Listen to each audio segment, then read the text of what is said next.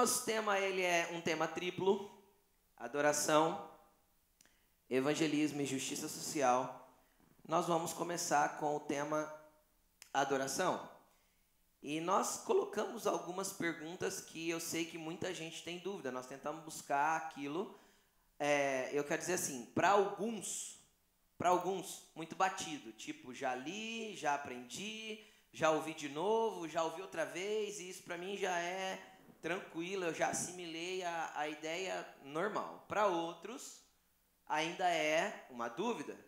Então, o que for batido para você, legal, assimile um pouco mais, crie uma ideia, uma concepção diferente. O que você estiver aprendendo, quiser tomar nota, pôr no caderninho, né? O Brunão veio aqui outro dia, ele disse que um lápis pequeno é maior do que uma memória grande. Né? Então, anotar, às vezes, traz muito mais resultado do que você tentar memorizar tudo, amém? Então, coloque para nós o primeiro tema, a adoração. Falando de adoração, como eu disse, a primeira pergunta é essa: todo comportamento que tem como alvo a adoração envolve música? Tudo aquilo que eu faço, todo comportamento, toda ação que eu vou fazer para adorar a Deus, ela precisa envolver música? Então, é a primeira pergunta e eu quero passar para o Henderson primeiro. Vamos lá? Aleluia. Vai lá.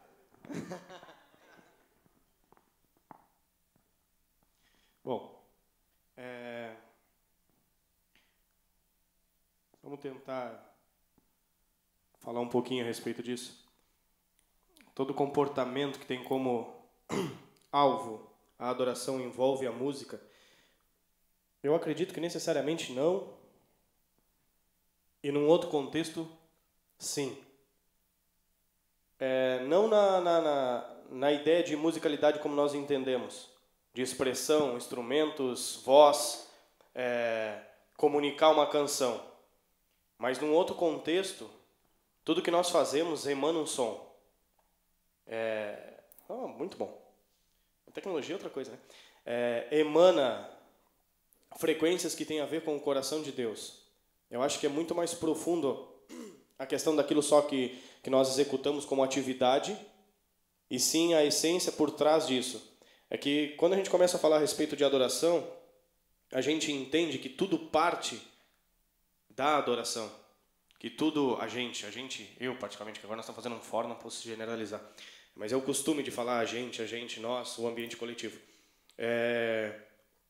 A gente entende que tudo parte porque nós entendemos que aquilo que somos emana, executa, funciona a partir da essência que eu carrego como um adorador. É muito mais do que uma atividade específica de funcionamento.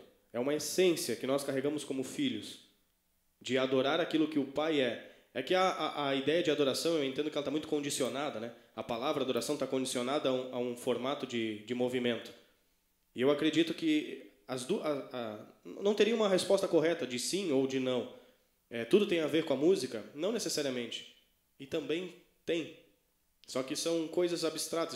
Eu entendo que a única verdade absoluta é Cristo.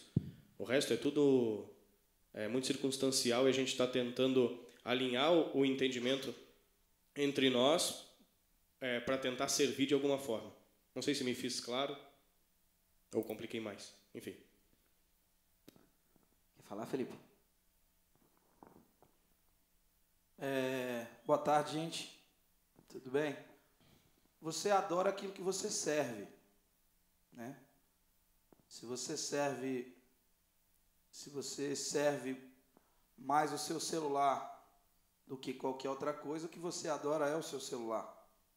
Então, você presta serviço àquilo que você adora. Então, a determinação da minha adoração é pautada naquilo que eu me dedico em forma de serviço. Música, né, adoração é isso, o apontamento, né? Claro, são muitas outras atribuições e definições, mas o que eu adoro é aquilo que eu sirvo. O problema da música. O que é a música? Música significa expressar a alma através dos sons. Então, a música é um veículo de comunicação para eu expressar aquilo que a minha alma carrega, a emoção que eu tenho, o sentimento que eu tenho. O problema de atrelar a música à adoração é que hoje em dia as pessoas estão adorando a adoração. Não sei se vocês me entendem. Tipo assim, a adoração é tão musical hoje, essa adoração é tão musical, as pessoas não estão adorando a Deus, elas estão adorando esse comportamento de adoração envolvendo a música. Então elas adoram a adoração. Elas tiraram Deus e a tônica é realmente esse ambiente musical, essa concepção musical que aparentemente vai mexer com a nossa alma, né? Então a gente canta algumas canções que são abençoadíssimas, que elas demandam uma repetição, né? A gente agora não chama mais de repetição, chama de proclamação. Em dados momentos são proclamações, mas na maioria das vezes são repetições. Então, atrelar a adoração à música empobreceu a nossa adoração e também empobreceu a nossa música. Nós temos uma musicalidade pobre, sem poesia, e nós temos uma adoração que gira em torno da música. Então, adoração e música são coisas interligadas? Obviamente são, porque, na verdade, tudo está interligado ao comportamento da adoração. Eu acho que a gente fala disso mais para frente.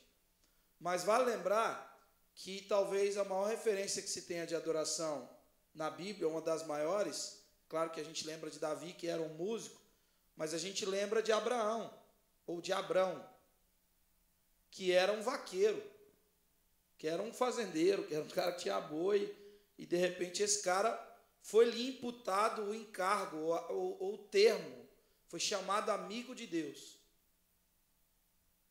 Então esse cara, ele tinha um comportamento de adoração incrível, ao ponto de Deus acordá-lo e dizer: ei, vai lá e oferece o seu filho para mim. Então a obediência de Abraão o caracteriza como uma referência de adoração. Então eu entendo que você adora aquilo que você serve. Servir é prestar obediência, submeter-se. Submissão é um termo cristão que o Islã pegou emprestado, né? Mas a submissão é uma palavra totalmente cristã. Então assim, e nem sempre na música eu faço isso. Às vezes eu me submeto enquanto estou cantando. Mas logo que eu saio eu esqueço tudo que eu cantei. Então, o que eu estava fazendo? Eu não estava adorando, eu estava cantando. E muitas vezes eu estava adorando a adoração.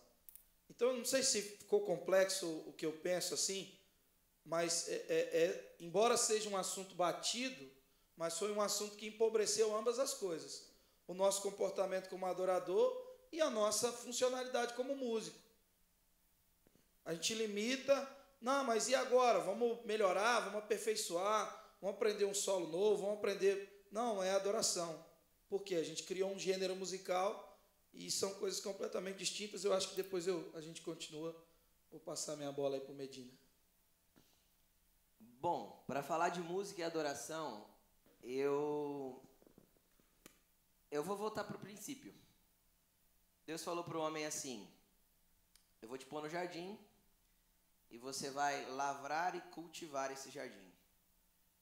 E aí essa palavra cultivar é a palavra abad, no hebraico, que é a palavra que lá em Êxodo, quando ele fala dos 10 mandamentos, por exemplo, ele fala assim: você não prestará culto a outros deuses. É a mesma palavra abad. Então tem a ver com o que o Felipe falou. O meu serviço, o cultivar ali no Éden, era um ato de adoração a Deus. Logicamente eu não encontro música ali no Éden, não biblicamente dizendo. Aí eu vou também me pautar no que o Henderson falou. Todo ser que respira louve ao Senhor. Nós emitimos uma frequência de adoração por aquilo que fazemos também. Eu creio que Noé adorava a Deus batendo martelo na arca, e adorava, e era uma frequência sendo emitida de algo que ele estava construindo no centro e em plena vontade daquilo que Deus queria que ele fizesse. Então, quando a gente fala de música, ela não precisa ser necessariamente nesse contexto que a gente conhece de música hoje, porque música vai muito além do que foi criado há 2 ou 3 séculos atrás, se não me engano, e que onde se criou todo um contexto musical que é usado hoje.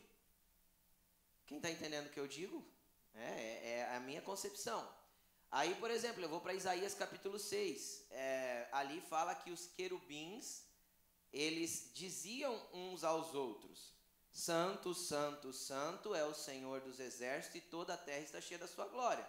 Ali era um ato de adoração dos querubins, só que, biblicamente, de novo, eu não encontro música, mas eu encontro uma proclamação que emite um som e que traz uma frequência que move até os portais celestiais e que abre uma fenda para que Isaías veja o propósito eterno. Ali ele viu: a quem enviarei, quem há de ir por nós. Ele estava falando do Cordeiro. Deus estava falando a respeito do filho que viria. Não era Isaías. Isaías entrou na conversa. Ele simplesmente entrou na conversa. Ele não estava na conversa, ele estava vendo. Ele teve uma visão. A Bíblia não fala que ele foi levado a um ambiente celestial para participar dele. Ele estava tendo uma visão. Dentro da visão, ele viu algo tão sobrenatural que ele fala: eu quero participar, eis-me aqui. Mas não tinha a ver com o que Deus estava falando ali naquele ambiente de adoração, onde os anjos adoravam. Então, os anjos adoravam, os portais se moviam, ou seja, ambientes espirituais eram movidos, mas não tem notas musicais. Mas uma frequência era emitida de adoração ali, pelos anjos. E Isaías entra através do serviço. O que ele faz? Quando ele sente um ambiente de adoração, a primeira coisa que ele faz: eu quero servir junto. Como que eu faço? Eis-me aqui, eis-me, envia-me a mim. Ele cultiva, é lá o Éden. Lavrar e cultivar. Preste culto para mim fazendo aquilo que você sabe fazer. Também é um ato de adoração. Eu vou mais um texto bíblico. Quer comais, quer bebais, façais tudo para a glória de Deus. Eu adoro comendo? Sim, se não fugir ao padrão do que Deus quer que eu coma, sim, porque ele pode se tornar glutonaria, certo? E comendo e bebendo, eu posso ter ou não ter música. Então, a música está desconectada da adoração, mas, ao mesmo tempo, totalmente conectada. Então, a frequência daquilo que nós fazemos emite um som de adoração para Deus. Então, é um entendimento que eu tenho. Amém? Quem vai agora? Eu acho que quando você olha para as escrituras assim e percebe os cantos ali presentes, a gente tem um livro incrível que é o livro de Salmos, né? E são 150 salmos ali, são incríveis, são coisas que marcaram uma época. E acho que qual a função da música, assim, eu particularmente, eu privo muito pela poesia, né? Não só por cantar rap, mas sempre privei pela parte poética da música. Até quando ministrava na igreja, bonitinho, com violãozinho, gostava muito de algo que ressaltava, que traria um ensino. Porque eu vejo a música como uma oração que você gostaria de fazer, mas você não sabe como. Sabe? Você está muito afim de orar a alguma coisa, e você não sabe como dizer aquilo para Deus. Então, aquela música, sabe, ela tem essa possibilidade. É um veículo para você dizer para Deus o que você queria dizer, mas não sabia como. Por isso que algumas canções são tão marcantes. E, ao meu ver, eu gosto muito, quando se trata de música congregacional, eu prefiro extremamente as antigas, as canções mais experimentadas pelos anos, que não saíram de vista ainda, não saíram do nosso paladar, digamos assim. Elas estão ali. Você olha Apocalipse capítulo 5, quando João se angustia muito porque ninguém era digno de abrir o livro. E, de repente, o ancião diz: olha, fica tranquilo, porque o leão da tribo de Judá venceu para abrir o livro e abrir os seus 7 selos. Há uma explosão de alegria ali tão grande que há pelo menos 3 cânticos naquele texto, sobre a revelação do Cordeiro, ao ponto de João dizer assim: vi que todo animal que está no céu, na terra, debaixo da terra, no mar, nas águas, sobre as águas, ou seja, tudo, estavam cantando, dizendo, dizendo. Eles diziam que soa como um canto: digno é o Cordeiro de receber a honra, a glória, a força e o domínio pelos séculos dos séculos. Agora eu pergunto: os animais falam? O macaco fala? A andorinha fala? o leão fala. Mas ali João descreve o que os animais estavam dizendo. Se você olhar esse texto, Apocalipse capítulo 5, João descreve, os animais estavam, todos os seres viventes, todos que estão no céu, na terra, tudo, estavam dizendo. Agora, obviamente os animais não falam, ou não falavam no Éden. Mas eu entendo que o homem, na sua totalidade, ele podia entender o som que os animais emitiam. Então, João podia entender o que os animais estavam dizendo. João podia entender o louvor que estava sendo emitido por aqueles animais. A outra coisa também, louvor não é música. Embora a música seja um veículo para se produzir essa expressão. Então, adoração e música são coisas completamente distintas. Entretanto, a música é uma ferramenta importante para que você seja conduzido ao ato de adorar ao Senhor. Uma das coisas que a gente vem discutindo, até eu disse, tenho camiseta, parei de fazer um pouco, para entender melhor o conceito. Na verdade, eu não disse, alguém disse, é um conceito antigo, nesse contexto de missão integral. Deus escolheu ser amado no próximo. Eu ainda continuo acreditando que Deus escolheu ser amado no próximo, mas Deus escolheu ser adorado no lugar secreto. Então, isso não anula o princípio de que eu preciso amar a Deus através do serviço ao outro. Mas eu adoro a Deus em um lugar onde estamos eu e o Senhor. E esse lugar nem sempre tem música. Quem é que é casado? Levanta a mão mais alto.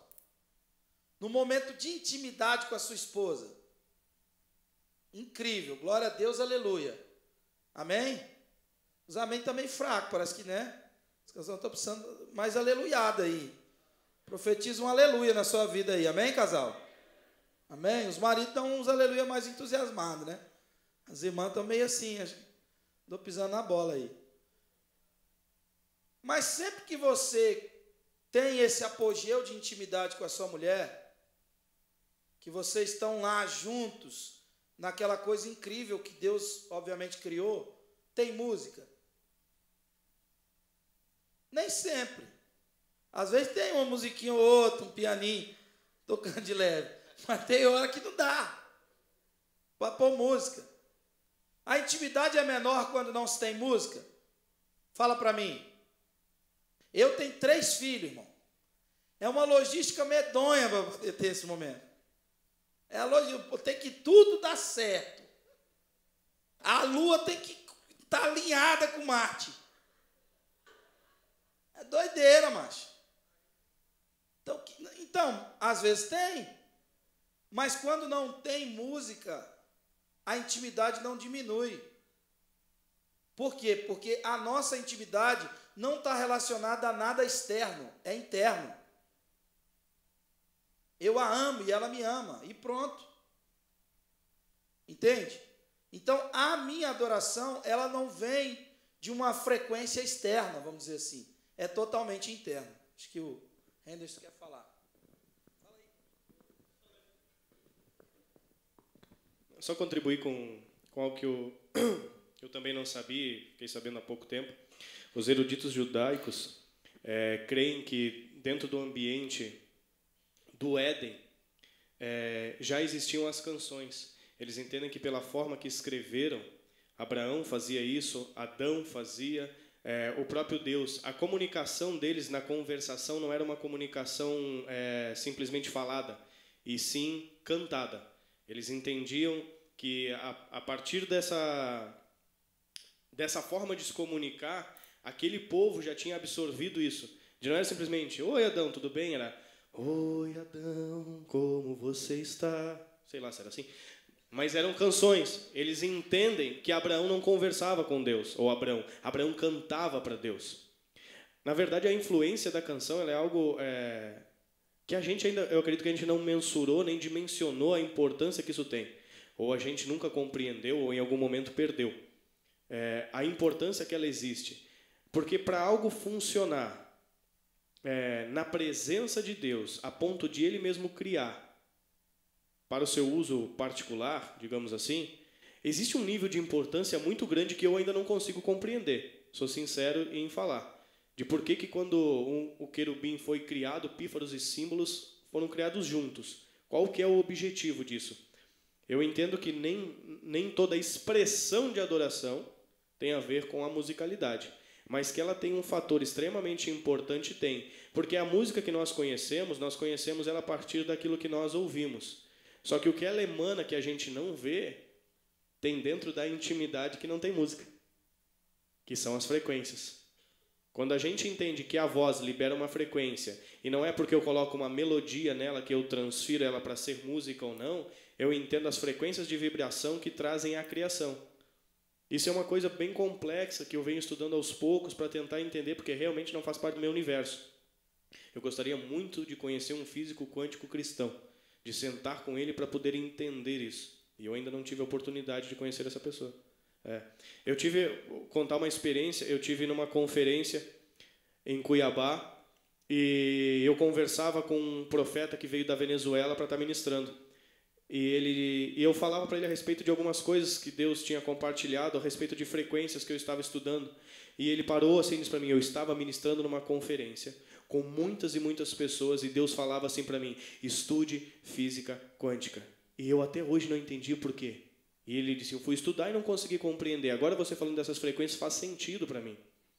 Então, a ideia não é criar mais um universo de pontos de interrogação, mas entender que a adoração não se resume à musicalidade, mas que tudo que nós fazemos emana um som que pode, sim, ser absorvido, independente do nosso ouvido compreender ou não.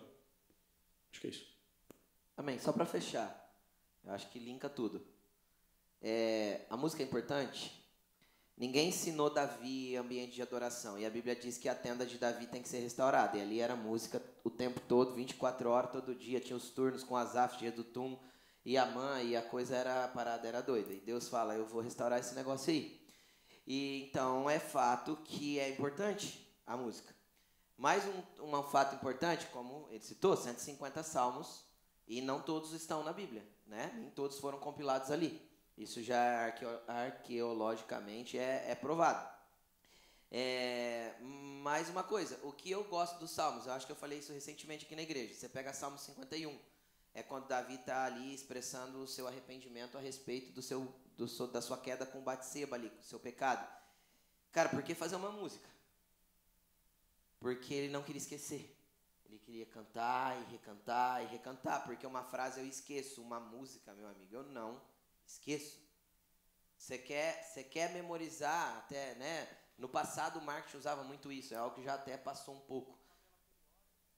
Fazia musiquinha, livro da Bíblia, quem sabe a musiquinha dos livros da Bíblia aí? Né? Eu não sei, nunca decorei a musiquinha, mas tinha musiquinha. Na escola dominical você cantava a musiquinha para aprender a sequência dos livros bíblicos. Então tudo que é música entra em mim e entranha no meu subconsciente de uma forma que nada mais consegue fazer igual. Pode ser que as frequências abram esse espaço para o subconsciente? Pode ser que sim, pode ser que não. Vai estudar física quântica que você entende às vezes. Mas de alguma forma ela tem esse poder de entrar lá e se agarrar no meu cérebro e ficar, né? Então é muito importante, é muito importante. Está desconecto uma coisa da outra? Sim, mas não. Porque tudo que eu faço emite uma frequência, e frequência é música, que a gente criou melodias para isso. Então, eu acho que é mais ou menos isso. Eu acho que a gente vai poder mudar, mas eu queria te mostrar um texto, se você estiver interessado. Jó capítulo 38, fala disso. Não vou esperar muito, se você quiser anotar, anota aí. Mas Jó 38 fala desse lance que o Henderson estava falando também, sobre a possibilidade de que as pessoas se comunicavam cantando. Não vejo muito isso, parece que é uma coisa meio, sei lá, né? Como você está, meu amigo Henderson? Eu estou bem, meio debilóide, assim, sei lá. Você é dois caras que cantam bem igual vocês dois, agora imagina eu. Né? Já pensou eu falar cantando? Misericórdia. Aí,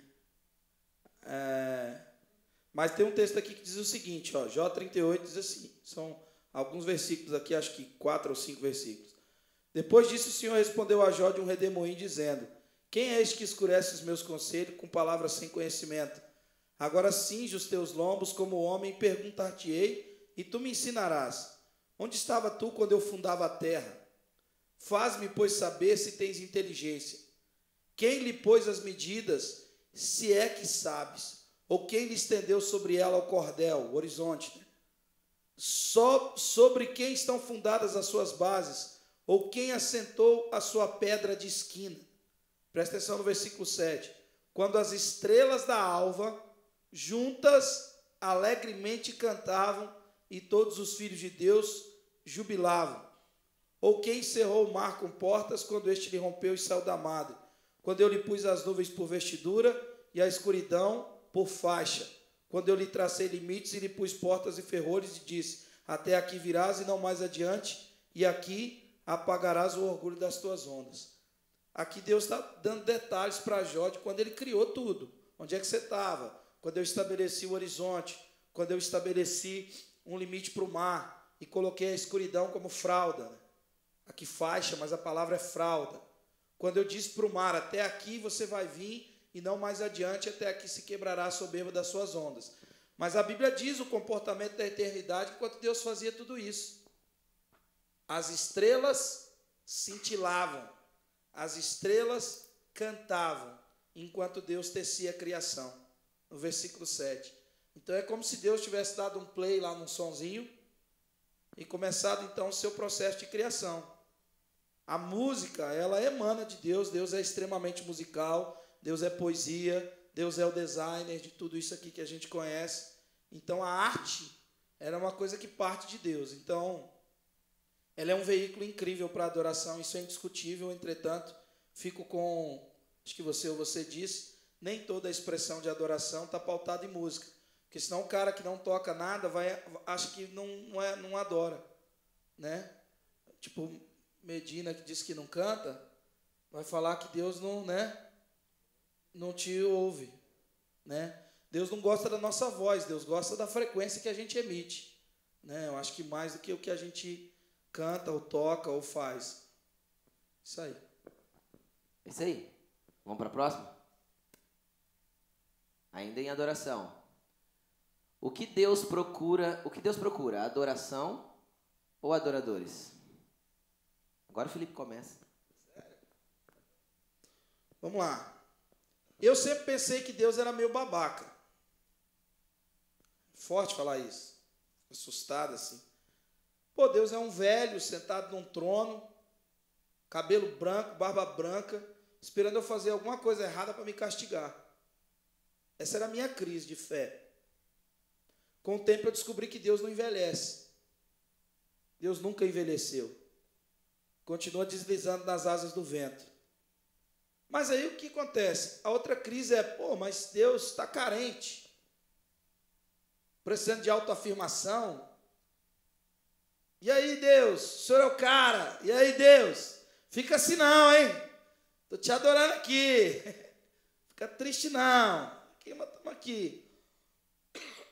Aí, por que tudo converge para ele? Por que tudo é dele, para ele, por ele e tal, e essa coisa toda? Então, eu fiquei nessa crise.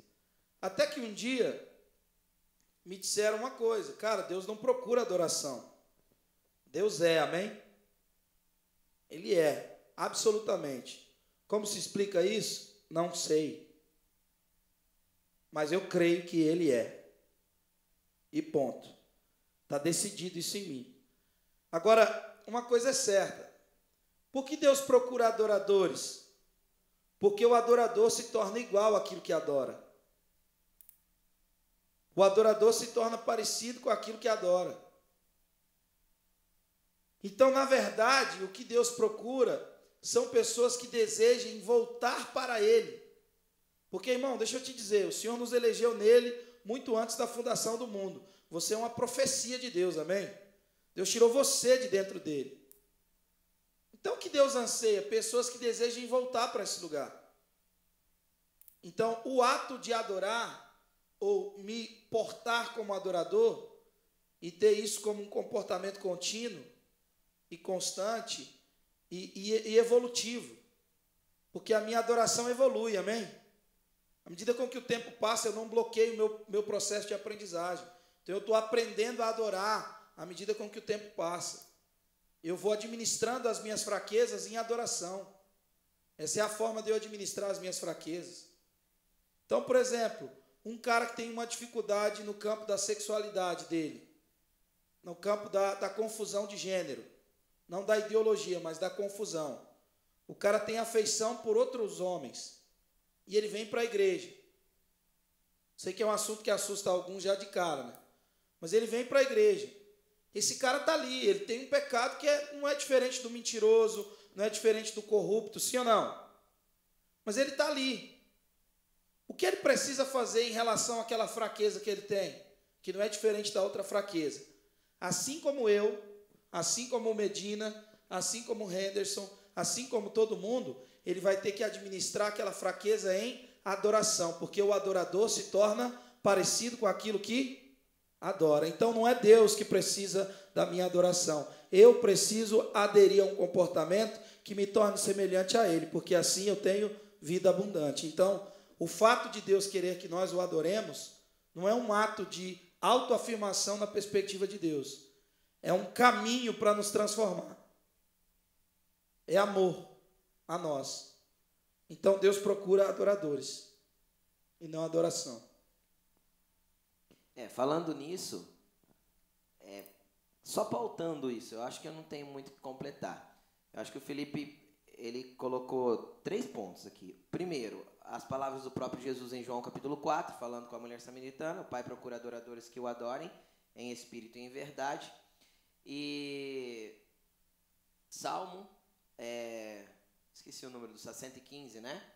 Que diz que tem boca, mas não fala, olhos, mas não vê, tornam-se semelhantes a estes, tornam-se igual a todos aqueles que o adoram. Então você sempre vai se tornar semelhante àquilo que você adora. A Bíblia diz isso e mostra isso.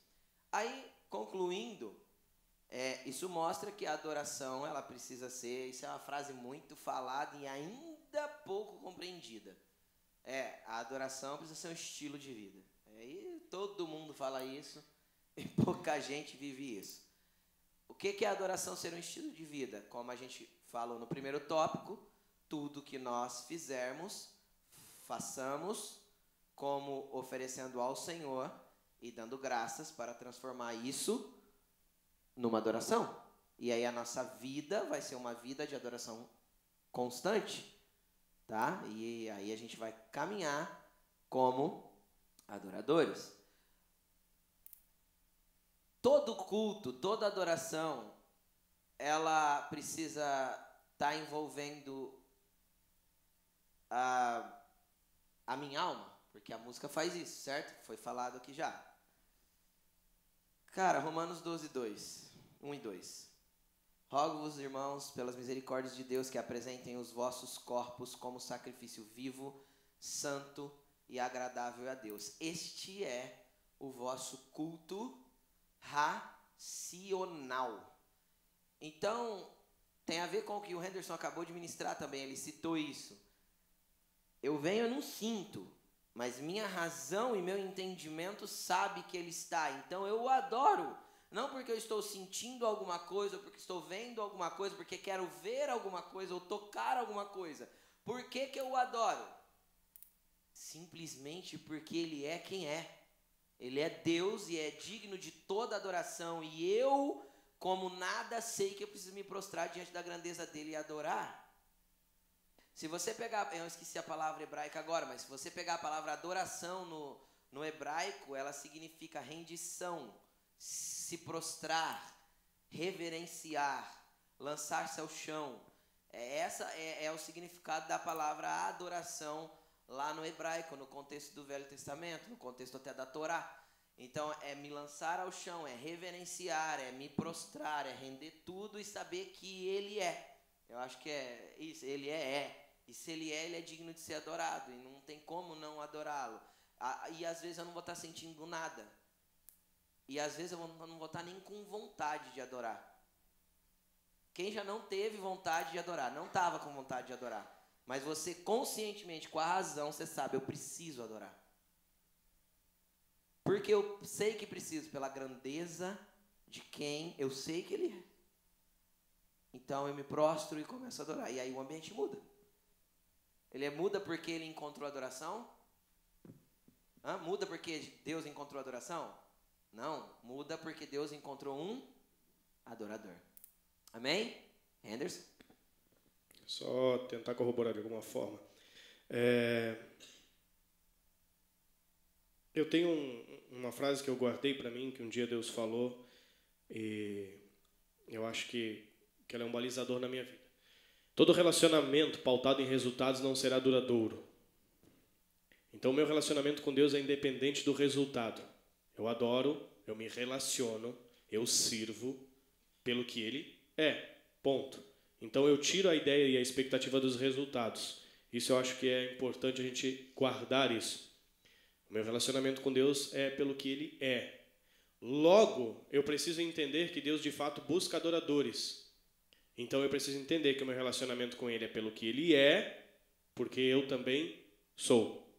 Todos nós, sem exceção, somos adoradores. O que acontece é que estamos focados adorando diferentes coisas. E o objetivo de Deus é que eu seja aquele que o adora. Então, o que o Felipe comentou, o Rodrigo, a gente se torna igual àquilo que a gente adora. Sim, eu acredito que a adoração é uma das formas de nós reavermos imagem e semelhança de Deus, que foi perdida. Ou seja, voltar ao modelo original cujo qual Ele me fez. Mas eu preciso ter muito claro na minha mente, no meu entendimento, que eu sou um adorador. Necessariamente, às vezes, não estou adorando a Ele, mas eu sou. Eu não posso perder isso de vista, porque isso determina como eu vou tomar as minhas decisões, como eu vou me movimentar, como eu vou servir. Nós somos adoradores. E é isso que o Pai está procurando. Eu só preciso canalizar no lugar correto. Amém. Para o próximo?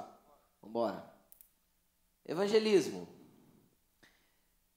Mandamento, encargo, função. Ou função. O que é evangelismo? É um mandamento? É um encargo? É uma função? Quem começa? Eu? Você? Eu? Então vai. Tem que zerar. Zerar. Aí. Vamos lá. Mandamento. Eu gosto muito dos dois textos que, na minha opinião, balizam ou mostram o evangelismo, ou o start. O start não, porque o Felipe compartilhou algo que eu concordo com ele. Ele vai compartilhar daqui a pouco. Mas Cristo dando uma ordem aos seus discípulos.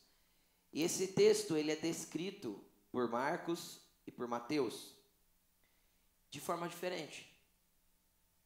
Eu vejo Mateus 28, 18 para frente. Jesus vai dizer: toda autoridade me foi dada no céu e na terra. Portanto vão, façam discípulos de todas as nações, batizando-os em nome do Pai, do Filho e do Espírito Santo, e ensinando eles a guardar todas as coisas como vos tenho ordenado. E estarei com vocês todos os dias até a consumação dos séculos. Marcos diz: ide por todo mundo, pregai o evangelho a toda criatura. Quem crer e for batizado será salvo, quem não crer será condenado. Esses sinais vão seguir os que crerem. No meu nome expulsarão demônios, falarão nova língua, pisarão serpentes, nada vos fará dano algum. Se beberem alguma coisa mortífera, é o texto, tá? Eu percebo dois ambientes retratados diferentes aqui. Um fala de ir e pregar, quem crer.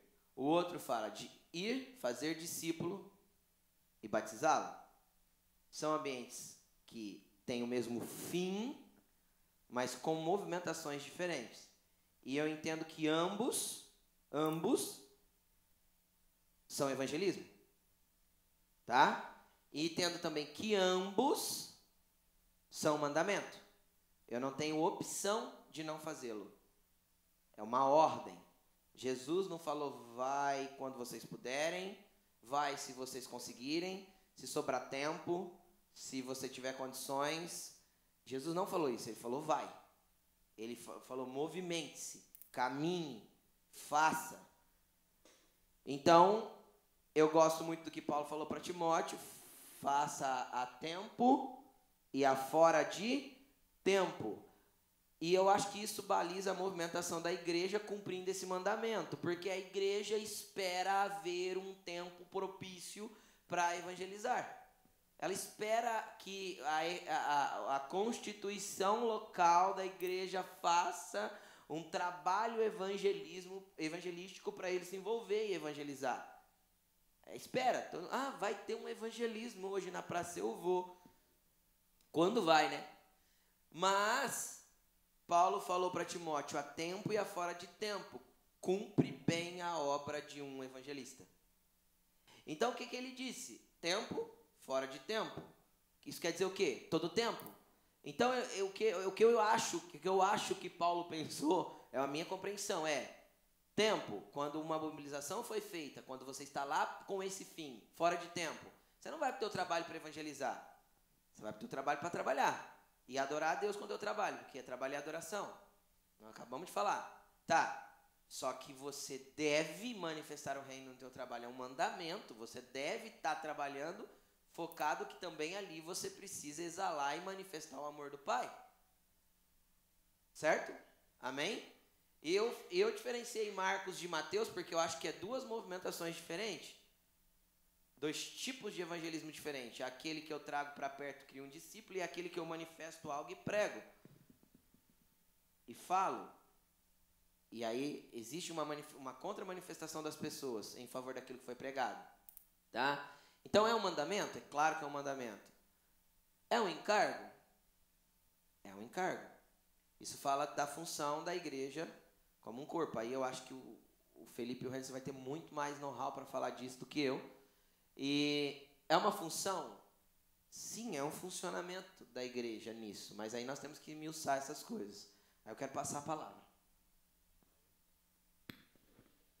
Vou não ficar aqui.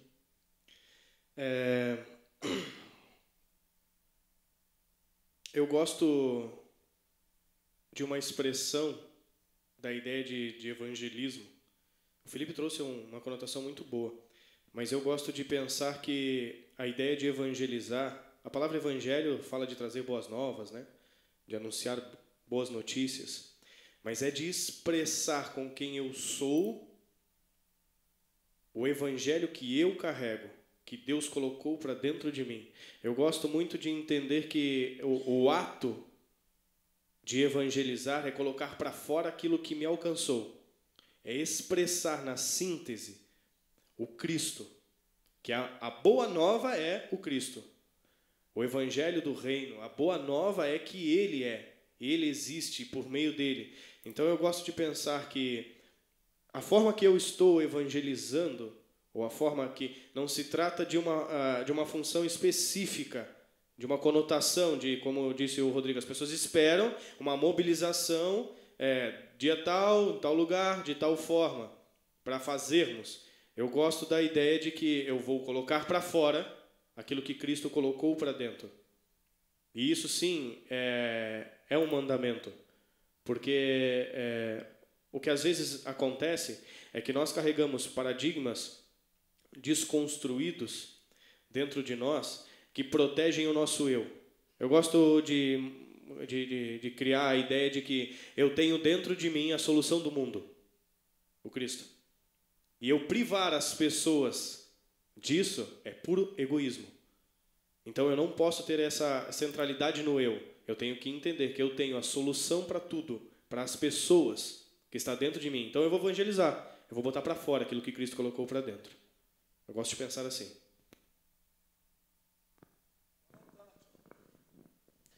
Vocês terminaram? Vamos mudar para a próxima pauta do evangelismo? Porque eu já abraço as duas coisas e a gente já dá sequência e ganha tempo para depois o pessoal poder perguntar. A igreja precisa ser evangelizada. Então a gente está falando ali sobre encargo, mandamento, encargo e função. E agora vem essa pergunta aí. Bem, a igreja ela é naturalmente evangelista, obviamente. A igreja nasceu com um papel crucial no contexto da humanidade. A igreja primitiva ela não se via como portadora de uma nova mensagem, mas como pessoas que tinham a responsabilidade de avisar para os outros seres humanos como Deus quer que os seres humanos vivam. Ele vai contar para a humanidade como é que Deus quer que a humanidade viva. Vocês estão aqui, gente? Amém? Beleza? A outra questão é o seguinte, deixa eu perguntar uma coisa para vocês. Salmo 19 diz, os céus refletem a glória de Deus, certo? Amém?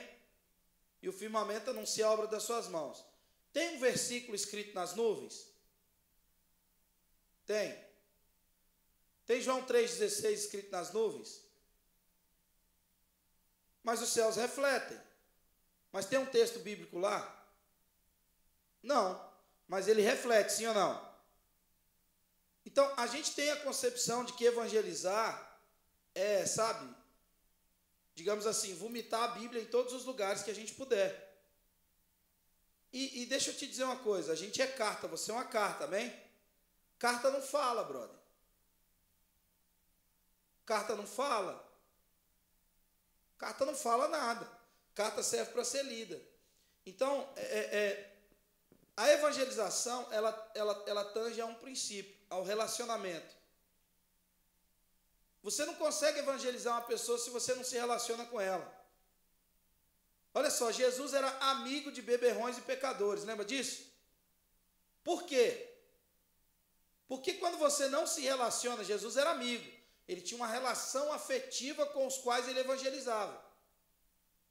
Quando você não se abre para se relacionar com quem você está evangelizando, você sugere para aquela pessoa que você é melhor que ela. Você é especial demais.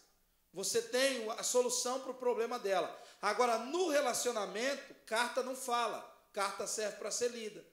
No relacionamento, aquilo que você emite através das suas ações, consequentemente evangeliza o indivíduo. Deixa eu tentar dar um exemplo. Teve um cara que morou na minha casa 1 mês, 2 talvez. Esse camarada. Quem pagou a passagem dele foi um traficante. Um brother meu, que ainda é meu amigo, mas que eu não comungo com nada do que ele faz.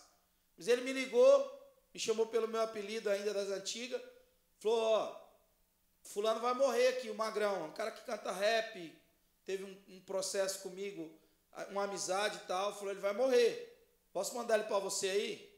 Falei, demorou. Manda ele. Os caras chamavam esse cara que foi lá para casa, o apelido dele era Magrão, mas o apelido dele tinha mudado de Magrão para Alma de Arame. Porque para a alma caber dentro daquele corpo dele, tinha que ser um arame. Então os caras mandaram esse cara para mim, esse cara ficou lá em casa. Cara, eu nunca preguei para esse cara, lá na minha casa, com concordância da minha esposa. Nunca pregou, não, nunca sentei ele, disse, ó, você mora aqui em casa é assim, você vai ouvir o evangelho e tudo mais. Não, nunca falei nada nesse sentido. Só que ele ia ter que viver a vida que a gente vivesse, horário e tudo mais, mas deixei ele de boa. Eu me ligava na hora que ele saía, ia lá no parquezinho assim, próximo, e ele fumava um baseadinho dele lá e voltava para minha casa. Chupava uma bala, voltava discreto. A Josi não reparava, minha esposa nunca viu isso. Meus filhos também não, mas eu sabia. Mas ele viveu na minha casa. E aí, cara, um dado dia, todo dia na hora do almoço, o Estevão, meu filho, faz oração para a gente almoçar. Normal, como você faz na sua. Se não faz, deveria fazer. Se já fez e deixou de fazer, deveria voltar a fazer. Pegando o gancho do Renzo. Voltar a lugares que você nunca devia ter saído. Então, nessa oração do meu filho, um belo dia, depois de alguns dias, o Diego morando lá em casa, meu filho fez uma oração. Ele terminou o almoço, ele me chamou na sala da minha casa. Ele disse, cara, o que eu faço para caminhar com Jesus? Eu falei, por que você está perguntando isso? Porque eu quero caminhar com Jesus. Eu quero Deus aí que você fala, que você vive, que a sua família vive. Então, a evangelização, eu poderia contar outros fatos. A evangelização, ela parte da relação com o outro. E aí entra-se o princípio. O céu reflete a glória de Deus e o firmamento anuncia a obra das suas mãos. O que Deus nos fez? Cartas. Carta não fala. Todo mundo está debaixo desse mandamento? Tá. Todo mundo. Porque a igreja, ela em si, ela é em si evangelística. Agora, o que é evangelização? Para encerrar minha fala. O que é evangelizar? É introduzir alguém à realidade do evangelho. Evangelizar é entregar um flyer, é fazer um evento ali na praça. Isso pode ser algo bacana, útil, mas isso não é a evangelização. Porque se eu faço isso, mas eu não introduzo ninguém à realidade do evangelho, o que é evangelização? É a consciência de que quando eu tiro o espírito de alguém, se eu não colocar outra coisa no lugar, eu vou infernizar ainda mais a vida daquela pessoa. Vocês estão entendendo, gente? Se eu vou lá, tiro um cara da rua, trago ele para a igreja, faço ele aceitar Jesus, mas depois o abandono, sem introduzir a realidade do evangelho, eu estou sendo uma desgraça na vida daquele cara. Porque a Bíblia diz que vão vir 7 espíritos piores do que aquele, e vão infernizar ainda mais a vida daquele indivíduo. Então a evangelização que a gente conhece como comportamento evangelístico é, na verdade, um agente para promover desgraça na vida das pessoas.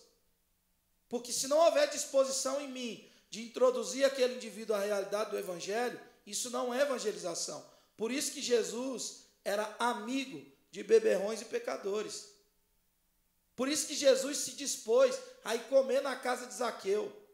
Qual foi a mensagem que Jesus pregou em Zaqueu, irmãos? Nenhuma. E há quem diga que Zaqueu se tornou pobre. E quando ele teve um comportamento de arrependimento, o que Deus diz? A única coisa que Jesus diz: hoje chegou o quê? Salvação a essa casa. Mas Jesus foi para lá para fazer um culto? Não, ele foi para lá para comer com aquele cara. Isso é evangelização. O problema é que nós só nos relacionamos com pessoas que são daqui de dentro. Quantos amigos você tem que não frequentam uma igreja evangélica? E com que frequência você vai à casa deles? Com que frequência você tem sabe, isso foi nos ensinado que é sentar na roda dos escarnecedores, e não é. Não é. A interpretação equivocada do texto. Então eu digo para você, a igreja precisa sim ser evangelizada. Por quê? Porque o evangelho nos escandaliza. Cara, Jesus foi falar com a fanqueira da Samaria lá, a mulher lá, a piriguete lá. Aquela mulher lá, ela não tinha nem queimado o filme, ela tinha atropelado o fotógrafo. Todo mundo já tinha pegado aquela mulher, irmão. Todo mundo, sim ou não? Todo mundo já teve um caso com ela. Né? Era uma piriguete terrível, perigosa. Certamente bonita. Né? Ou sei lá. Mas o arquétipo de uma mulher perigosa, né ou não é? Pombagira, né? Tomava chá com ela no final da tarde. Jesus foi falar com ela sozinho. Podia-se entender que Jesus estava cantando aquela mulher, sim ou não? Mas ele foi falar com ela. Foi pedir água. Por quê? Era uma forma de se relacionar com aquela mulher. E de promover algum tipo de mudança. De saciar a sede daquela mulher. De devolver ela para a origem. Então, enfim, o assunto é muito longo, né? Mas a igreja precisa ser evangelizada. Por quê? Porque a igreja evangélica ainda não entendeu o evangelho. A igreja evangélica se assusta com o evangelho. E a evangelização é um encargo de todo mundo, porque todo mundo aqui é carta, amém? Carta não fala, brother. Carta se permite ser lida. É isso aí. Marcos 16:15 deve ser feito, que é uma ordem, sem nunca esquecer que se completa com Mateus 18. Ou seja, eu ir lá e fazer o barulho na praça e sair sem dar uma continuidade naquilo que foi, uma continuidade efetiva naquilo que foi feito, é inútil. Entende? E que o teu dia a dia fala muito mais do que qualquer evento que se possa promover de evangelismo. Fechou? Fechou?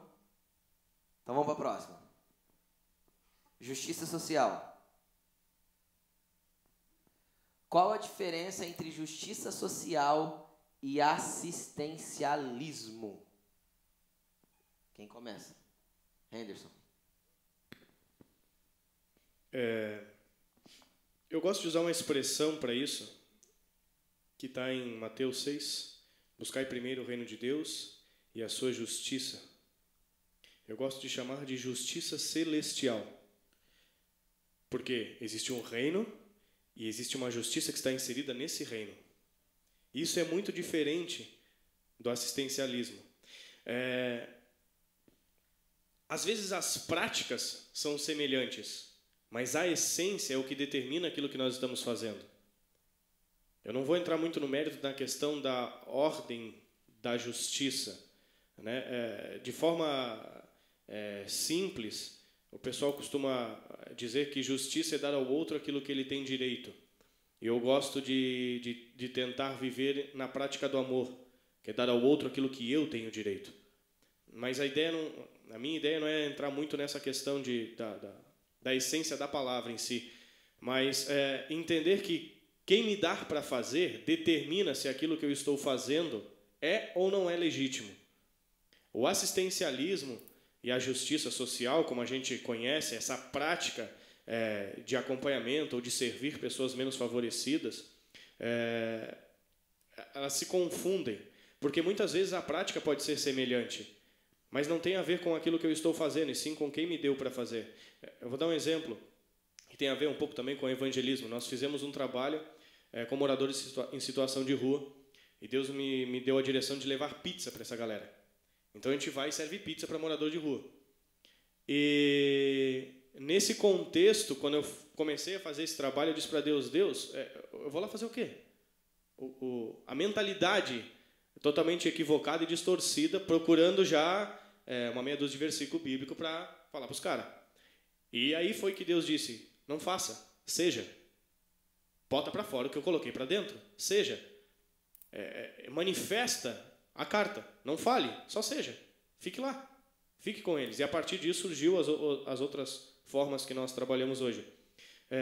Eu acredito que tem a ver com quem nos dá para fazer. Essa é a diferença. E eu só consigo entender de fato justiça a partir de reino. Porque é o reino, primeiro, e a sua justiça. Existe uma justiça inserida dentro desse ambiente que eu preciso compreender. A gente fala muito da ideia de acompanhar o órfão e a viúva. Eu entendo não só nessa parte física, né, da prática, mas tentar extrair o conceito espiritual. Quando fala de órfão e viúva, eu entendo que é uma igreja sem pai, o órfão. Eles não conhecem Deus como pai. Então, mais do que ter uma prática, eu preciso inserir eles no contexto de filhos. E viúva é aquela ainda que tem Jesus preso no madeiro. Ela conhece Jesus, mas não conhece o Cristo ressuscitado. Então, a prática de tocar o órfão e a viúva não se resume simplesmente à manifestação natural, mas sim primeiro entender um reino e a sua justiça para daí então liberar algo. Porque muitas vezes a prática de nós que nos entendemos como igreja é igual ou inferior, muitas vezes, de pessoas que praticam a ideia de assistencialismo com muito mais competência e eficácia num primeiro momento, mas que não geram aquilo que deveriam gerar. Eu escutei, eu acho que foi, não tenho bem certeza quem que falou, mas que a igreja está promovendo hoje uma alimentação e uma vestimenta para as pessoas. Ela está mandando as pessoas para o inferno de barriga cheia e roupa nova. Então, são coisas totalmente diferentes em essência. Não necessariamente, talvez, não sei como é que os meninos veem, na questão da prática. Eu gostei dessa colocação do Henderson. Eu gosto de uma definição de justiça. Eu já falei isso aqui na igreja algumas vezes também. Onde justiça é colocar as coisas no devido lugar. Cada coisa tem que estar no seu devido lugar. Isso é a justiça de Deus. E aí a gente encontra um órfão, ele está no lugar certo? Não. Um órfão deveria estar com o pai. E não fora do pai, de uma família para projetá-lo, dar destino e tanta coisa que deveria ser feita. Então, quando nós falamos de justiça social, confunde-se muito, como o Henderson falou. Mas nós, além de entendermos quem nos manda fazer, também nós temos que entender o fim que queremos atingir. Diferente do assistencialismo, que o assistencialismo é continuar fazendo, e continuar fazendo, e continuar fazendo, e continuar fazendo. Pronto, não chega, não constrói nada, não muda realidades. Normalmente, é como algumas coisas que criticam do nosso governo. Fala-se que é apenas uma bolsa que mantém um ciclo de miséria. Por quê? Porque não constrói algo para transformação. Tá? Então, nosso papel como igreja é buscar literalmente o reino que se exemplifica em justiça, paz e alegria. Sem manifestação de justiça nunca vai haver paz e nunca vai haver alegria. Então, é a manifestação de colocar as coisas no lugar que precisam estar. Literalmente, como a palavra ensina, para que a promoção, para que nós saiamos do assistencialismo e entremos na justiça realmente social. Acho que justiça sem amor não é justiça, é vingança, né? Então a base da justiça, para se fazer justiça, é amor. Porque alguém pode entregar o seu corpo para ser queimado, pode vender as suas propriedades e distribuir aos pobres, e isso, na perspectiva de Deus, pode ser um barulho infrutuoso. Pode ser só símbolo que soa e... Entendeu? Isso não vai ter valor. O assistencialismo, a gente é vítima dessa ação assistencialista, né? A política de esquerda e toda essa inclinação da esquerda tende ao assistencialismo, porque, digamos assim, massifica uma ação em prol de se alimentar do caos em que aquelas pessoas vivem. Isso é rentável. Você vai em Moçambique e você vê o assistencialismo acontecendo de ONGs.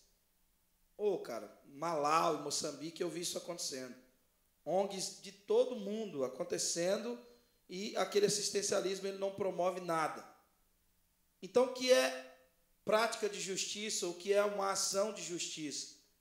Se você entrega uma cesta básica para uma pessoa, mas você não apresenta, através de um relacionamento, através de um acompanhamento, se você entrega a cesta básica e não apresenta para aquela família a condição dela em Deus, o que você faz é um assistencialismo.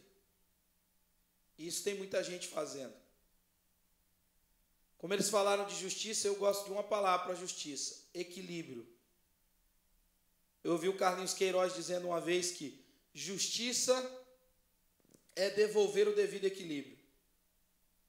Por que Deus pedia para o povo de Israel que, quando fosse colher as espigas, as que caíssem no chão eles não pegassem? Porque as que caíssem no chão tinha como alvo o pobre e o estrangeiro. Deus tem um quarteto, né? Timóteo Keller fala desse quarteto: o estrangeiro, o necessitado, o órfão e a viúva. Então, em todos os contextos bíblicos, você vai ver esse quarteto envolvido. Então, a ordem de Deus era: colhe as espigas, as que caírem no chão não pegam, porque essa é do estrangeiro e do pobre.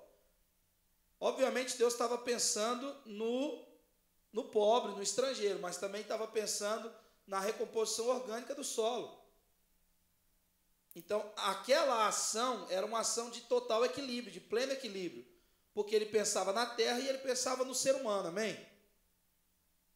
Então, as terras eram distribuídas e depois de 50 anos se discutia de novo as propriedades. O foco era em quem plantava. Abria-se de novo, havia-se um fórum para a redistribuição das terras, depois de 50 anos. Por quê? Porque a ideia era promover um equilíbrio. O que é o desequilíbrio e a ausência de justiça? Hoje no Brasil nós temos, se eu não me engano, o último censo que eu ouvi, são 200 milhões de habitantes, amém? Talvez um pouco mais que isso. 200 milhões de habitantes. 50% das terras brasileiras pertencem a 4% de brasileiros. A 4%. 50% das terras brasileiras pertencem a 4% de alguns brasileiros. Os outros 50%, né, 4% seria o que aí? 8 milhões de pessoas. Os outros 50%, envolvendo as reservas indígenas e florestais, são divididas para 192 milhões de brasileiros. Isso é um desequilíbrio, sim ou não? É injustiça, é ou não é? Você pensa comigo, irmãos. As 3 pessoas mais ricas do mundo, elas têm mais dinheiro do que os 49 países mais pobres do mundo. 3 pessoas têm mais dinheiro do que 49 países. 1,3 bilhões de pessoas. 3 pessoas têm mais dinheiro do que 1,3 bilhões de pessoas juntas. Isso é injustiça, sim ou não? O leão da tribo de Judá vem para julgar, sim ou não? E aí ninguém vai poder cuspir na cara do leão, irmão. O leão vai vir rosnando, bravio para fazer justiça. Qual a ideia de Deus no milênio? Devolver o equilíbrio para a terra. A terra se tornará perfeita porque se encherá do entendimento da glória de Deus. O que a gente reproduz através das nossas ações sociais? A gente reproduz essa ideia do governo de Deus, onde as coisas são equilibradas. Por isso a indignação de Deus com aqueles que você me viu com fome e não me deu de comer. Você me viu com sede e não me deu de beber. Você não se importou. A injustiça não te incomodou. O desequilíbrio não mexeu com você em nenhum sentido. O que leva a Deus a destruir Sodoma? A imoralidade sexual. Irmãos, o povo queria ter relação com um anjo. Você pode imaginar o grau de taradice desses caras? Chegou 2 anjos para dar um aviso para Ló. Os caras queriam pegar os anjos, mano. Não estou inventando, está na Bíblia. Os caras eram depravados no nível hard. Esses caras que criaram a Deep Web. Foi eles, esses caras perversos. O que é que rola, irmão?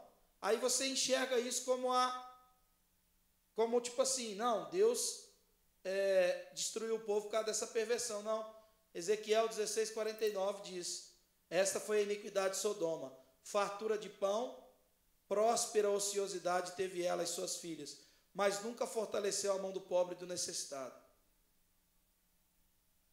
Então a imoralidade sexual era fruto de quê? Do egoísmo. Por que nós fazemos justiça social? Por que nós temos obras sociais? Para nos livrar nós mesmos do egoísmo. Porque senão a gente se destrói, amém? Então, fechou. Para mim é isso. Mais algum adendo? Não? Beleza, então vamos abrir para a pergunta. Fechou? O que a gente tinha que colocar desses 3 assuntos era isso, é lógico, os 3 assuntos são mais amplos, mas nós não temos tempo para entrar tão profundamente. Sobre qualquer um dos temas. Qualquer um dos temas que você quiser fazer perguntas, eu gostaria que você levantasse a mão e aí o microfone vai até você. Levante a mão. Leandro?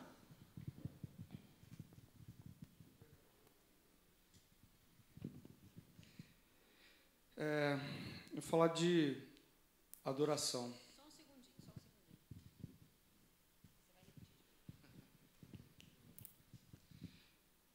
Eu gostaria de comentar sobre a adoração, que eu fiz a anotação aqui. Em relação à física quântica, né, os ouvidos. Alguma vez eu vi uma reportagem onde se dizia que a frequência, né, da voz, os ossos no martelo, bigorna dos ouvidos, eles vibram.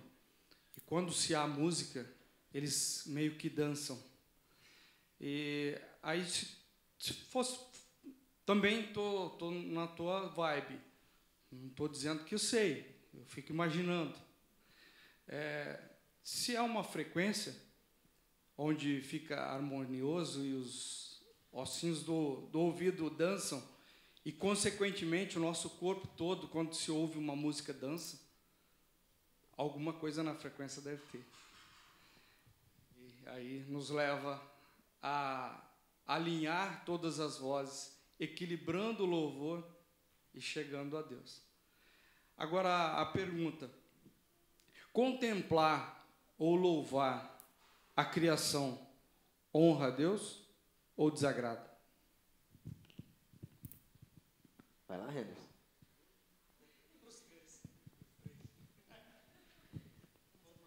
Contemplar a criação.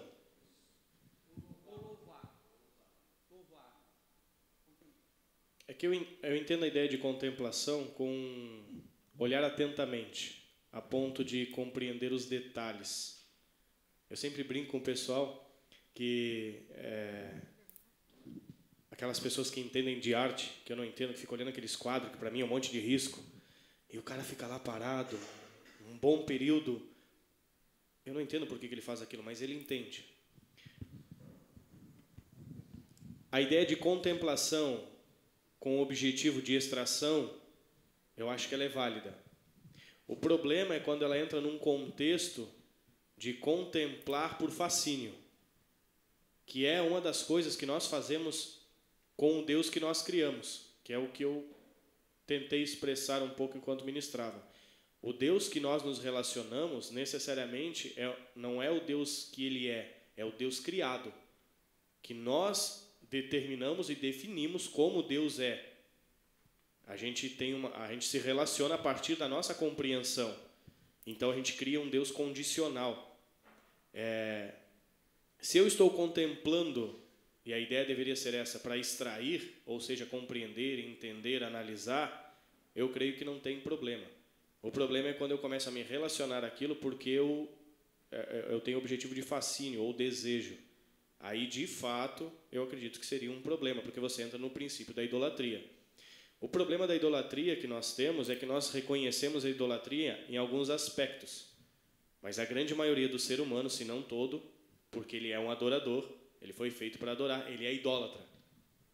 Só que eu devo ser idólatra do Deus vivo, ou seja, adorá-lo. O problema é que tem vários deuses que eu não reconheço. A gente tem muito a ideia de identificar um certo grupo de pessoas que fazem uma determinada coisa e nós dizemos, essas pessoas são idólatras, porque fazem isso. E a grande verdade é que a maioria de nós se comporta de forma idólatra sem perceber. Às vezes com a criação, às vezes com o que é uma criação, um filho, um ministério, um dom. Você começa a colocar aquilo num lugar que rouba, que foi o que o Filipe falou, a questão do telefone, né? Que a ideia de adoração é tudo aquilo que você presta serviço. Para mim, o princípio ele começa a ofender quando você coloca aquilo no lugar de Deus, que é um lugar específico para ele. Você trocou isso, vira um problema. Bom, contemplação e louvor são coisas distintas. Romanos 1 diz que a natureza criada, ela expressa o Senhor. Então eu entendo que se eu estou contemplando a natureza para enxergá-lo, é válido. Se é só para contemplá-la, para trazer uma exaltação para ela mesma, a natureza ou as coisas criadas, se torna idolatria. Eu acho que é mais ou menos nessa linha aí. Se é para enxergar o Pai que criou, amém? De vez em quando eu brinco, vejo um céu bonito, diferente, eu brinco com a Laine. Olha que céu bonito, ela olha, nossa, bonito mesmo. Eu falo, foi meu pai que fez. Então, é ele que expressa isso. O homem é aprovado pelos louvores que recebe. Certo? Então, essa é uma maneira de Deus nos provar. A Bíblia diz que o ser afamado é bom e o ser estimado é melhor que o ouro e a prata. Então, atribuir louvor ao Medina é bíblico, porque a Bíblia diz, dai honra a quem tem honra. Então, não sei se vai contrapor com o que os irmãos disseram, mas eu vou falar o que eu penso. Eu particularmente não vejo como erro. Você louvar uma pessoa é uma atitude louvável, né? Até um termo, né? A pessoa teve uma atitude louvável, então eu atribuo louvor àquela pessoa, porque louvor e adoração são coisas distintas. Não significa que eu adoro aquilo que eu louvo.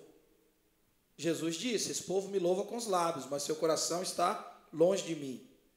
Eles louvavam, mas não adoravam. São coisas completamente diferentes. Contemplação, eu tenho uma coisa meio de doidão. Sim. Eu tenho essa pira meio de maluco, assim. Então, Pô, eu de vez em quando eu vou para Brava para ver o pôr do sol. Lá, perto de casa. Glória a Deus, Jesus, obrigado que eu moro na praia. Você não pode ficar passando inveja. Pô, eu vou para Brava, cara. O Canto do Morcego, desculpa aí, 10 minutos da minha casa. Eu vou para lá, cara. Mas nem sempre que eu vou para lá, eu vou para orar. Eu vou para dizer, oh Deus, como o Senhor é lindo, como o Senhor é maravilhoso. Às vezes eu falo, às vezes não. Às vezes eu estou ali vendo o sol mesmo, que é bonito demais. E aquele contexto, aquela praia, aquela fotografia, aquelas cores, aquela textura, me inspira aquele lugar. Saca? Às vezes eu vou ver outra parada. Saca? Às vezes eu vou num evento cultural que não tem nada a ver com igreja. Eu vou lá para contemplar, pô. Ah, vou ver um quadro, vou ouvir uma poesia, vou ler um livro, vou ver Vinícius de Moraes, vou ver Machado de Assis, vou ver toda essa galera, né? Vou ver Mário Quintana, vou ver toda essa turma toda aí. Eu estou contemplando o que eles fazem. E atribuir louvor a eles, cara, não, é uma relação natural de dar honra àquele cara que faz bem feito, ou aquele pássaro que canta bem, entende? Agora eu tenho que perceber, por exemplo, agora abraçando o argumento deles, eu tenho que perceber se o meu louvor não é adoração, porque aí é idolatria. Eu tenho que perceber se a minha contemplação não é obsessiva. Porque o que diferencia o remédio do veneno, irmão, é a dose, brother. A água que mata a sede também mata afogado. Então é a dose. Então tudo que é obsessivo é do inferno. Agora, me proibir de contemplar uma coisa bonita, não vou. Eu vou ver uma dança. Por exemplo, olha só, deixa eu falar uma coisa aqui, nós estamos entre pessoas aqui.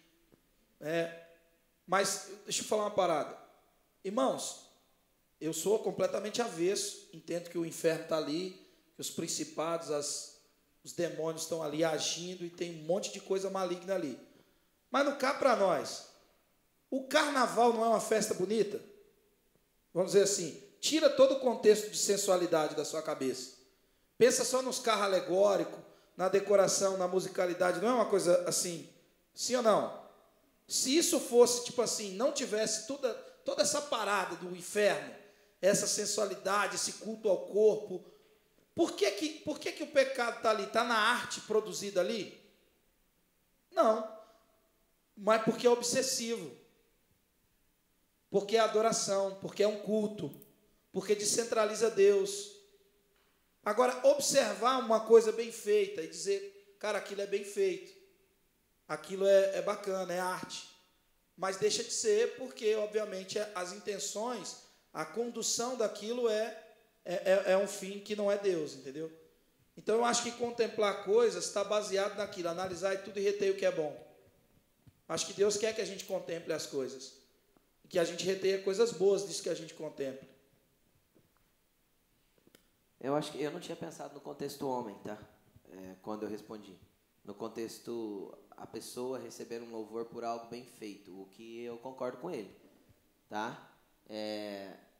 Sabendo que o louvor precisa ser transferido ao autor de tudo aquilo que eu faço. Tá? Esse é o meu entendimento. Ele é o artista.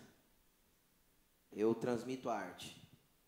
Então, eu acho que se eu entendo que ele é que me inspira toda a arte, todo louvor que eu recebo, eu devolvo.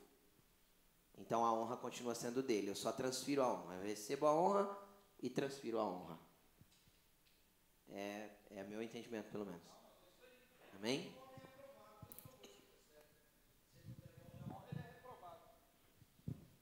Amém. Mais um? Quem tem?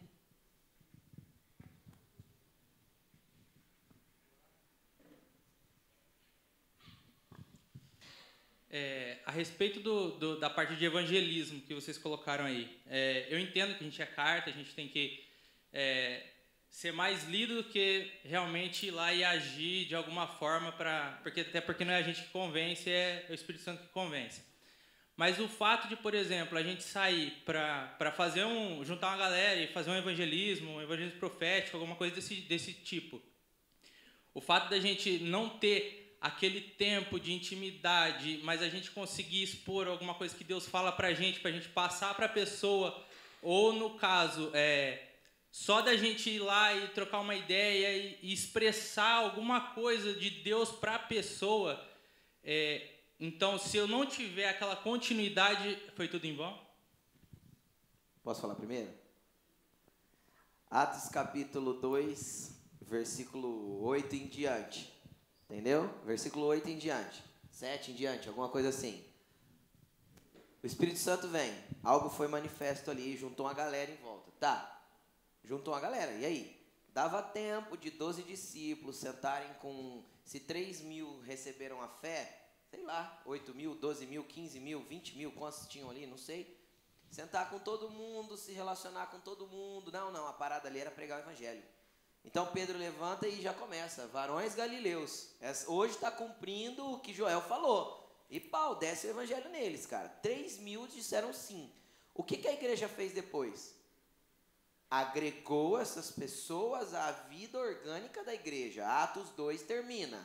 Do 42 ao 47, eles comiam juntos, andavam juntos, iam para o templo juntos, viviam juntos.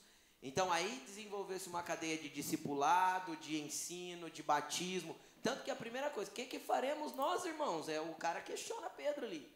O que faço agora, irmão? Agora você se batiza e começa a ser igreja. E aí a continuidade da coisa foi. O que Pedro não podia fazer? Pedro e os 12. Terminar a pregação, falar assim, ó galera, agora é o seguinte, Jesus está no céu lá, ele foi levado esse dia atrás, a gente viu, 10 dias atrás ele subiu. Pode falar com ele, porque agora o Espírito está dentro de você também, ó, se vira aí. Aí perde todo o contexto do que o Felipe falou. Todo o contexto, desmonta-se tudo. Então, é o que eu falei, é a associação do Marcos 15, 16, 15, vá e pregue, é ordem, tá? Só que o Mateus 18 diz, vá e faça discípulo e batize-o. Muda o contexto. Completo. O evangelismo, ele é um ciclo completo, quando é tudo isso. Pelo menos é o entendimento que eu tenho. Quer pôr alguma coisa a mais? Henderson? Só tentar contribuir com o que o Rodrigo falou. Eu acho que não deveria ter um fim. Hoje tem um fim. Porque aquilo que nós começamos falando ainda não foi entendido. Ainda não foi compreendido a ideia de adoração nem a prática da justiça. Eu entendo simplesmente que eu tenho um encargo de falar de Jesus para alguém. Então eu vou lá, falo de Jesus e viro as costas. Eu não consigo inserir essas pessoas na vida orgânica da igreja, como ele falou, porque eu não entendo a respeito do que é adorar a Deus para me tornar igual a Ele e praticar a justiça. Então eu trabalho em processos distintos. Quando a igreja deveria se mover como um corpo completo, a ponto de que a gente alcança, como disse o Felipe, discipula, depois reinsere num novo formato para que seja acompanhado e daí então dá continuidade. O problema que nós temos hoje é uma desconexão entre o corpo. Você consegue identificar de forma muito clara quando você vê congregações com uma face específica. Ela não tem o todo, ela só tem uma face. Então ela faz uma parte e não completa. A outra faz outra parte e também não completa. E resumindo, você tem um monte de pessoas mutiladas, com várias partes do corpo, mas não com o corpo completo. Então eu acho que a hora que a gente entender esse círculo completo de funcionamento, a gente vai conseguir reinserir a pessoa e liberar a vida a partir dela. Isso fala dos 5 ministérios, né?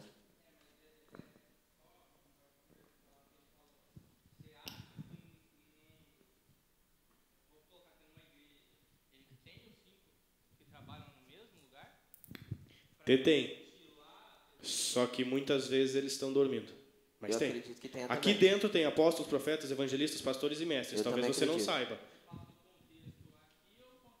Aqui em geral. Igreja local. Igreja local e igreja geral, como um todo. Não existe, eu entendo assim, que não existe ninguém que veio de passeio na Terra. Todos estão inseridos dentro de algum desses. A grande maioria das pessoas, infelizmente, não despertou para isso ou não foi despertada. Eu quero responsabilizar quem entendeu. Então é o que eu acredito que falta. Mas é porque fala lá que um ganha, é que um semeia, o outro rega e o outro colhe. E não necessariamente... Posso falar? Pode. Eu sou de uma região agrícola. Sou de Jataí, sou do estado de Goiás. Falo português, como vocês estão vendo bem. E lá em Goiás, eu convivi muito com o contexto agrícola, né? Então, baseado nesse texto, um planta, outro rega, outro colhe. Você não planta em um dia. Antes de plantar, um agricultor sabe o valor de uma semente. Ele não sai jogando semente a esmo. Ele prepara o solo antes. Há todo um processo para o plantio. A gente tem a ideia que plantar é algo instantâneo. Não, é um processo também. Então, há algum problema ir lá e pregar? Não, não tem. Tem um problema o seguinte. Costumo dizer uma coisa. Quando você ensina o que você não entendeu, você multiplica a ignorância. Estou ensinando o que eu não entendi. Estou multiplicando a ignorância. Então, o que eu estou indo fazer lá? Pô, é louvável, mano. Bora lá, vamos embora pregar. Agora, o problema dessas ações isoladas, que são muitas vezes encaradas como um processo de plantio, é que a tônica delas é o resultado, e não o fruto. E resultado não é fruto. Então, nós queremos pregar para um número expressivo de pessoas, então os eventos que acontecem, pô, eu canto em alguns deles, em comunidades e por aí vai. Mas a tônica ali são quantas pessoas vão estar nesse evento, quantas pessoas vão ouvir e tudo mais. É importante isso. É uma linha muito tênue, né?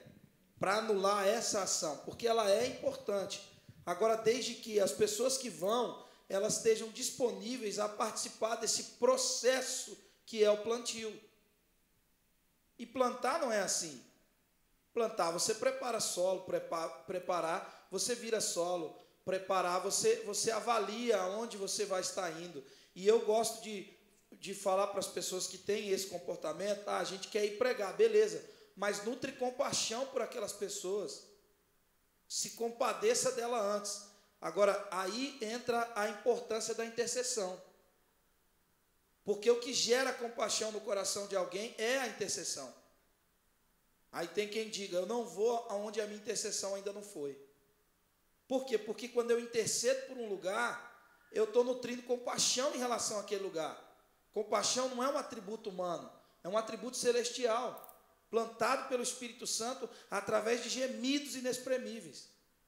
Então eu quero ir lá pregar, beleza, mas vá da forma correta. Sabe, vá primeiro para um ambiente, preparar o solo. Como eu faço isso? Intercedendo. Me enchendo de compaixão para aquelas pessoas que estão lá naquela balada, ou lá naquela favela, ou lá naquele lugar. Aí eu vou com o sentimento correto até lá. Aí eu entendo que você está plantando. E Deus é soberano. Deus vai levantar outra pessoa para regar aquela semente. E Deus vai levantar outra pessoa para colher. Agora eu não posso ir por ir. Porque eu sou um operário de Deus e agora eu vou lá. Deus tem uma obra inacabada. Não, cara. E outra coisa, muito importante. Muito importante. Nós não somos trabalhadores de Deus, nós somos a família de Deus. A palavra igreja, embora eclésia faça sentido, a palavra é carral. Mateus capítulo 16. A palavra que a gente conhece é eclésia, chamado para fora. Bacana, a interpretação do grego, uma palavra que tem a sua importância na história da igreja. Mas Jesus não falava grego. Quando Jesus disse, sobre essa pedra edificarei a minha igreja, ele disse em hebraico, aramaico, ele diz, sobre essa pedra edificarei o meu carral. O que é carral? É assembleia, família. Quando se tocava o chofar, era uma assembleia, mas quem se reuniam? As famílias. Quando se tocava uma trombeta, as famílias viravam um exército. Mas eram famílias. Então, qual a ideia de Deus em relação à igreja? Cara, nós somos a família de Deus. Você é filho de Deus. Só que o cara que está se drogando também é filho. Porque ele não descobriu ainda. Eu não vou lá como um operário, eu vou lá como um filho, avisar para ele que ele é meu irmão e que ele precisa descobrir isso e que o pai que me adotou quer adotá-lo também. Eu não vou trazer esse cara para o meu contexto de rotina religiosa, eu vou trazer esse cara para um contexto de adoção que eu vivo hoje. Eu fui adotado por Deus e você também pode ser adotado por Deus. Entende? Então, quando eu vou preparado para plantar, aí bacana. Agora, quando eu vou só para fazer, evangelismo não é fazer, é fluir. Entende? Então, o que você faz não é errado. Ir lá, pregar, cantar, fazer uma ação numa comunidade, mano, top, continua fazendo. Agora, vá da forma correta. Se prepare para o processo de plantio. Vá com compaixão para aquelas pessoas. Vá com o sentimento correto em relação a elas. Olhe para elas como pessoas que têm sede. E eu não estou preocupado em tirar um monte de foto para mostrar o que eu estou fazendo nas ruas. Porque é isso que hoje em dia essa moda do resultado rege. Não, eu estou indo lá porque eu amo aquelas pessoas. Ainda que eu vá sozinho, eu vou lá porque eu as amo. Porque eu quero me relacionar com elas, porque eu quero ter um tempo de qualidade. Então eu não estou multiplicando a ignorância. Eu estou indo lá plantar. Sabendo que eu sou um semeador. Entendeu? Não sei se respondeu, mas é o que eu penso.